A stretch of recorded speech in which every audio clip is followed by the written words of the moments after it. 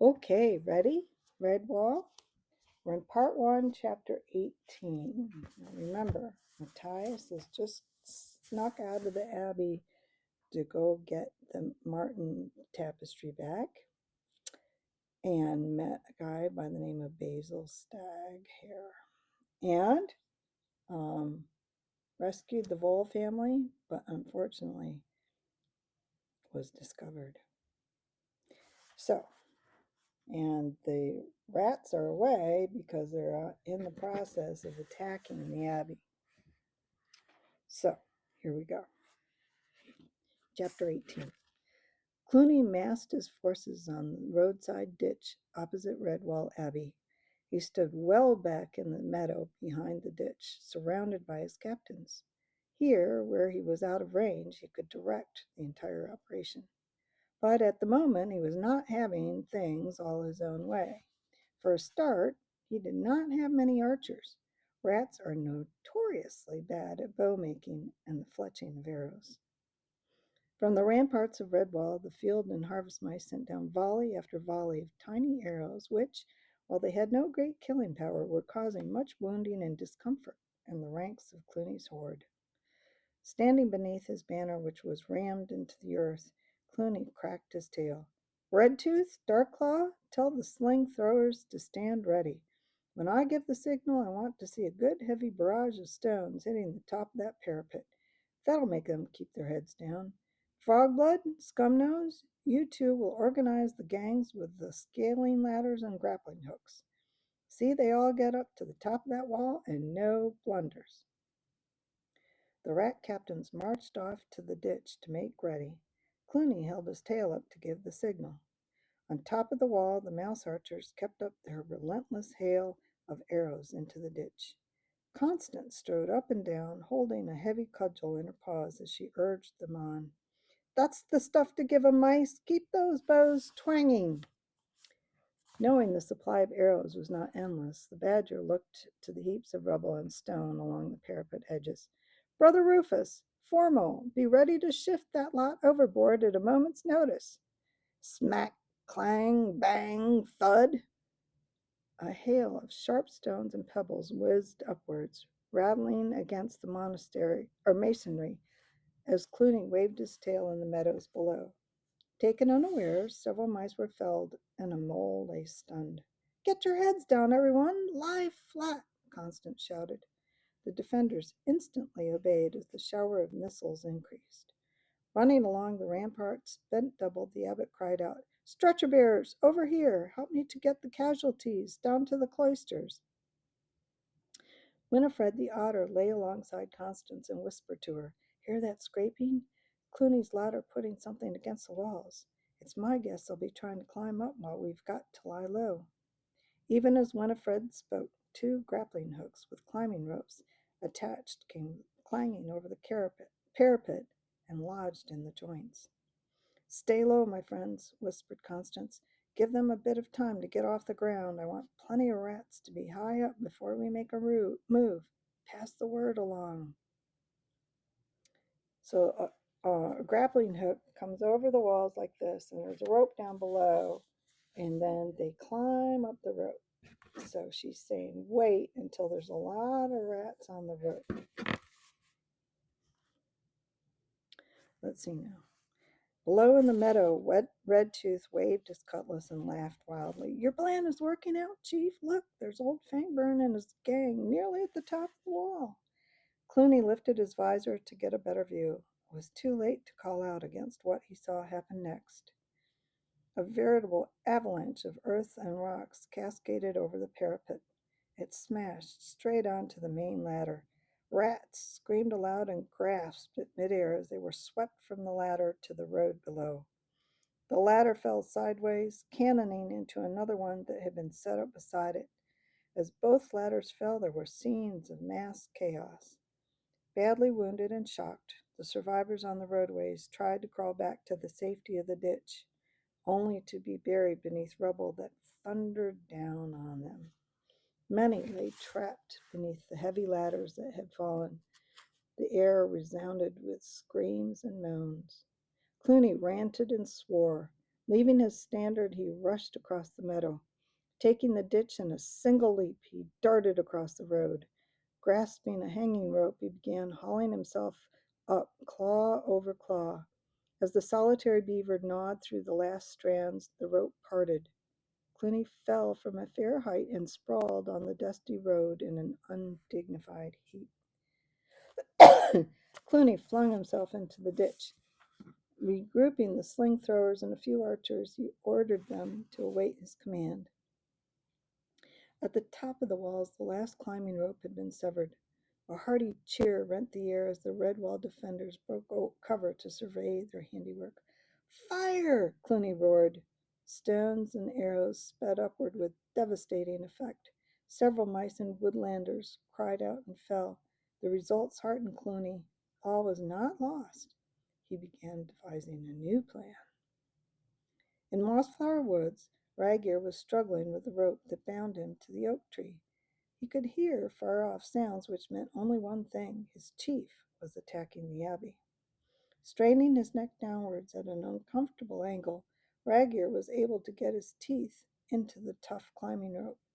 If he could manage to free himself, he might be able to sneak back and join the horde. He could mingle with them and deny that he had ever been missing. Clooney might also take a lenient view of his desertion if he could distinguish himself during the battle. The rope tasted foul. Ragear could tell by its scent that it had once belonged to the shadow. He never liked that surly, poker-faced rodent. Ragear congratulated himself as his teeth bit through another sword.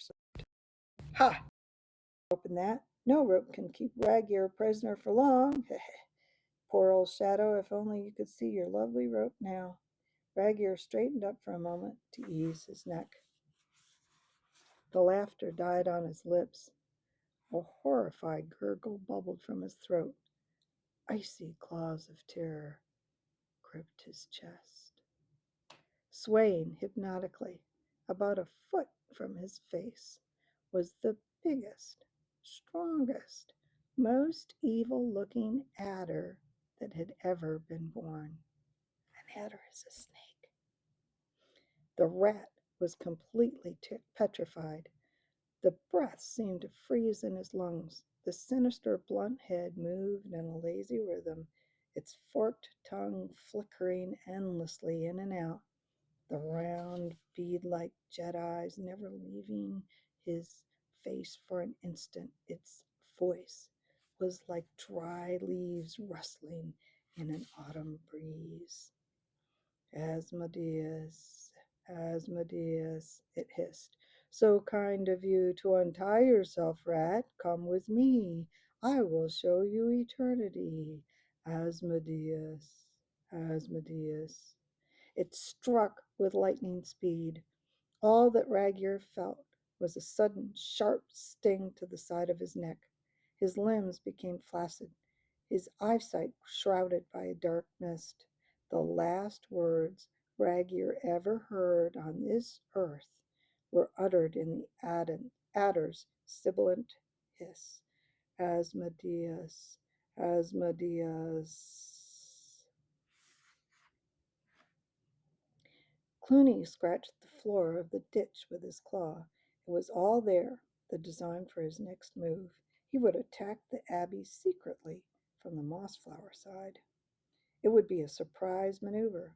A hand-picked squad led by him would carry out the mission. Dressed in Clooney's war helmet and armor, Redtooth would stay back in the meadow.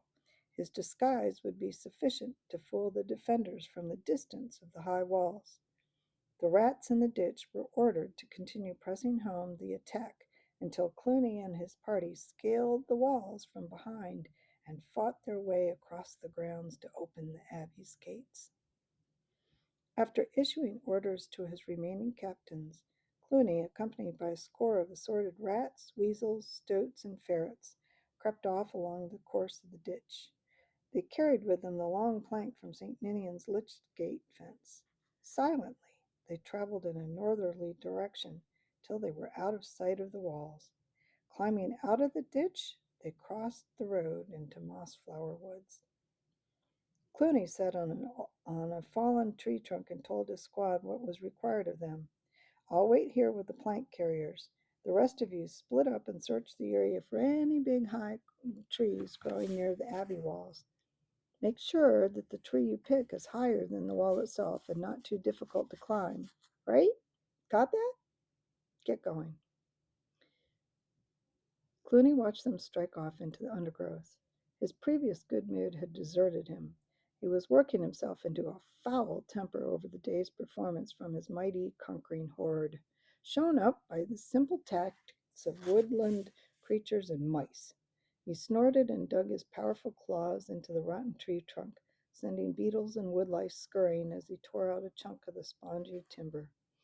Oh, he had had them frightened at first. As a commander, he knew the power of fright, but once they had gained the upper hand in the initial skirmish, the mice lost their fear and became bolder. That was when the battle had started to go against him. Granted, he had scored one or two small victories, but they were nothing to brag about. He couldn't use them as an example to put fresh heart into his troops. Clooney's only hope was that the mice would become overconfident and eventually make a mistake. Was the old waiting game. Just let them make one more slip. That was all he needed. Meanwhile, he had a greater obstacle to overcome than mice, the walls. It was those same accursed walls that were ruining all his plans. Clooney tore viciously at the rotting log until great chunks of it fell through the air. If this scheme worked, he wouldn't have to worry about walls anymore. He would be inside those walls like a fox among day-old chickens. Clooney sniffed the air. His senses told him the searchers were returning. Cheese thief and a ferret named Kilconey came crashing out of the underbrush. They were trembling and twitching. Both looked as if they had been badly scared. It was some time before Clooney could make any sense out of them. Cheese thief spoke haltingly, glancing back fearfully over his shoulder. Look, we got a bit lost, Chief." "Lost? Where?" Clooney snarled. Kilkenny pointed a shaky claw. "Over that way, Your Honor, and didn't we find a great strapping oak?" "Was it close to the wall?" Cheese thief shook his head. "No, Chief, it was further out into the woods. Look what I found wrapped around the trunk." He held out the chewed and broken climbing rope. Clooney snatched it. "This looks like the Shadow's climbing rope. He's dead. What are you folks trying to tell me?" Kilconey whimpered pitifully. "It's Rag-ear, Your Honor." Clooney seized the unlucky pair and shook them soundly. "Have you both gone raving mad? Do you mean to tell me you're frightened of that fool Rag-ear?" Cheese thief fell to his knees, sobbing. "But you didn't see him, Chief. He was just lying there. His face was all swollen and his tongue was sticking out. It had gone purple. Ugh, he was all bloated. It was horrible." Kilconey bobbed his head vigorously in agreement. "Aye, so 'twas. Didn't we see him with our very own eyes, sir?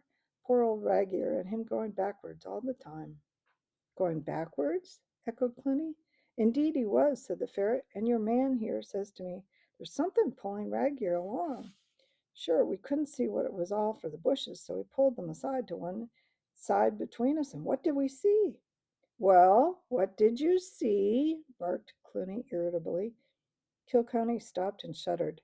He spoke incredulously, as if he were unable to believe himself.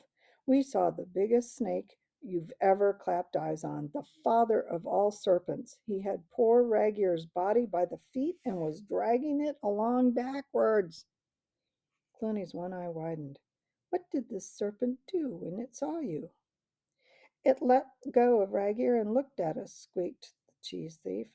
"The serpent stared at us. It kept on saying, 'Asmodeus, Asmodeus.'" Clooney scratched his head with a sharp, dirty claw. "Asmodeus? What is that supposed to mean?" "Do you not know? 'Tis the dreaded name of the divil himself, sir," wailed the ferret. "I know, because me old mother told me so, and she always said never to look a serpent in the eye. So I says to my mate here, 'Cheese thief,' says I, 'don't look, run for your life.' And that's exactly what we did, sir. Oh, you'll never know how horrible it was. I'd rather be tied to a blazing barn than go back there, so I would. The great scaly body of the—" "Quiet, fool," said Clooney. "I think I hear the others coming back. Now straighten yourselves up and not a word to anyone about this serpent thing, or you'll feel my serpent across your backs." Clooney's long tail waved menacingly under their noses. They took his point. A short weasel called Scrag came running up. He reported smartly with great efficiencies. "High tree near the abbey wall, Chief. Elm, I think, much higher than the wall. Lots of branches jutting out. Just the job for climbing. Climbing." "How far to this tree?" Clooney asked. "About 10 minutes' march to the east," Scrag replied. When the rest of the party arrived back, Clooney had them form up a single line. They marched eastward at a smart pace. The high tree did prove to be an elm, an ancient giant covered in gnarly bumps and handy branches. Clooney sized it up. Exactly what he wanted. The perfect distance from the wall. He turned to his commando squad. "Listen, we're going to climb this tree. When we get up high enough, I'll find a strong branch that we can bridge to the wall with the plank. If we go carefully, the mice won't suspect a thing. Before they can gather their wits about them, we'll be inside Redwall." Okay, chapter 19's a fast chapter. We'll do that. Chapter 19. We're back to St. Ninian's and Matthias and the Vole family. It was difficult to tell who was more surprised, Matthias and his party or the rat sentries. There was a second's pause, then they scattered. One or two of the rats were a bit slow off the mark, but not as slow as Colin Vole and his mother, who were roughly grabbed by the faster sentries.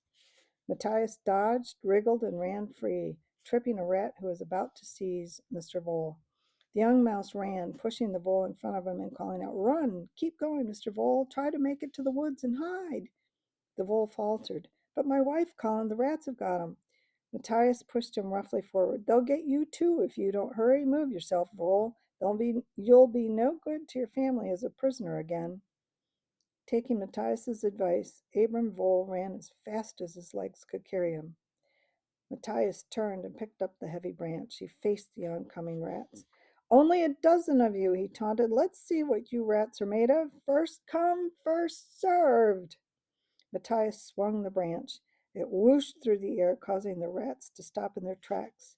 As he advanced on them, flailing the branch, he shouted at the top of his voice, "Basil! Basil Staghair! Where are you?" The rats tried to circle Matthias. One got too near. A hefty blow from the improvised staff sent him crashing to the ground. "Oh, well hit, sir, jolly well hit," was the hare. He came bounding up for all the world as if he were on a Sunday school picnic, grinning from ear to ear. Colin and Mrs. Vole came panting in his wake. Matthias gasped with relief. "Basil, where in heaven's name did you get to?" The skillful creature dodged a rat, spun around, and red-handed a fierce double-footed kick to its stomach. The rat bowled over, completely winded, all the fight knocked out of his body. Basil chuckled. "Sorry about that, Matthias, my old lad. When these chaps gave up chasing me, I scooted back to my den. Spring cleaning, you know. Bit late, but I'm only a bachelor in single quarters. What?" Matthias was flabbergasted. Here he was, fighting off a dozen rats, trying to rescue the Vole family, while Basil was dusting out his den. The young mouse could scarcely hold his temper. "Oh, how nice of you, Mr. Hare. So glad you could join us," he said sarcastically as they beat off rats and hurried the voles along. "I don't suppose you put the kettle on for tea." Basil bowed to Mrs. Vole and offered her his paw. "Allow me, ma'am? Why, yes, as a matter of fact, I did. Nothing like a fresh pot of mint tea after some good healthy exercise. What?" Matthias struck a rat square in the face with the butt of his branch. The hare was obviously insane. "Mint tea, indeed. Well, I don't suppose you think I'm going to sit on your den drinking tea all afternoon," he yelled. Basil had a hammerlock on a rat. He swung him and knocked two more flat on the ground. He winked at Matthias. "I certainly hope not, old bean. You see, I'd be perishing awkward as I've only got a four-piece tea set, and I'm not mistaken, the small gent who took off for the woods like a scalded duck is obviously the husband of this delightful Lady Vole, so I'll have to invite him too, won't I?" Matthias tripped a rat with a branch. He was learning to take Basil in his stride. Why, of course you will, Mr. Hare. What a bore you must think me. I'll probably sit around in the common here and teach the rats to make daisy chains. Basil dodged around a rat and laughed approvingly. No need to get uppity, young fellow. I thought I'd best shelter the voles and see him safe to the Abbey later. Obviously, you need to get back to Redwall post haste. A family of voles would only slow you up. Matthias grinned ruefully. I apologize, sir. I accept your offer of help gratefully. I didn't mean to be rude. By now they were at the edge of the common land. The rats had fallen back momentarily. Basil shook paws with Matthias. Good mouse. Right. Cut along, young un. I'll see you when I deliver my charges back to the Abbey. Alone and unencumbered, Matthias struck off into the woods. Traveling doggedly on wearied legs, he realized that his entry to Redwall would have to be from the mossflower side, as the main gate would probably be under attack. Could the defenders hold out? Was Constance organizing the retaliation correctly without him? Had the sentries stayed alert? Was Cornflower safe? Questions raced through Matthias's brain as he fought his way through the undergrowth. Taking a check on his bearings, he began to worry a little. The Abbey walls should be in sight over towards the northwest. Perhaps he hadn't fully realized the sprawling size of the woodlands. Yes, that was it. Maybe if he kept on trekking, the walls would soon come into view. Somewhere ahead, Matthias could hear the trickle and gurgle of a stream. He remembered that it had been some time since he had eaten and drunk. Changing direction, he followed the water sounds until he came to the banks of the stream. Lying face down on the low outcrop of red sandstone, Matthias drank his fill of the cool, sweet stream water. Further down the bank, he found some young dandelions. Gathering a bunch of tender leaves and buds, he made his way back to the sun-warmed sandstone and stretched out on his back, nibbling dandelions and gazing up at the cloudless blue June sky through the treetops. What an action-packed day it had been. Matthias was glad of the brief respite after all the excitement, but he told himself that he could not afford to stay long. He must press on to Redwall. He heaved a great sigh. The life of a warrior was very tiring. Closing his eyes momentarily, he thought of Martin the warrior. Did he ever feel tired? He must have, defending the Abbey with his large, heavy sword, wearing all that armor. Whatever happened to the sword? It had to be somewhere. Legendary weapons didn't rust and wear away to nothing, otherwise they'd never get to be legends. A dragonfly hovered directly above the young mouse, gently stirring his whiskers. What was this strange creature doing in his territory? He glided a little closer. It was quite safe. The oddly garbed animal posed no threat to his authority as bailiff of this stretch of the water. He was fast asleep, snoring like a squirrel in midwinter, oblivious to all around him. So there you go. Next time, chapter 20. Until then.